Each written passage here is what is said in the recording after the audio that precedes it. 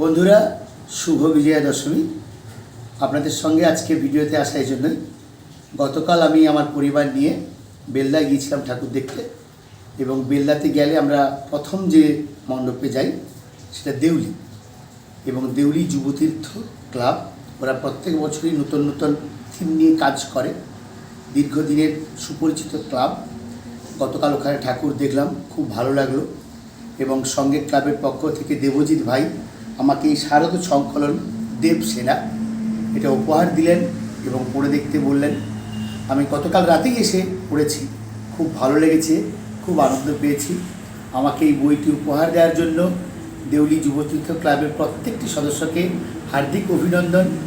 এই ক্লাব আরও এগিয়ে যাক, আরও প্রস্ফুটিত হোক, ধন্যবাদ জানাই। ভালো থাকুন ক্লাবের প্রত্যেকটি সদস্য, এবং দেবজিৎ ভাইকে বিশেষ ধন্যবাদ। আপনারা ভালো থাকুন।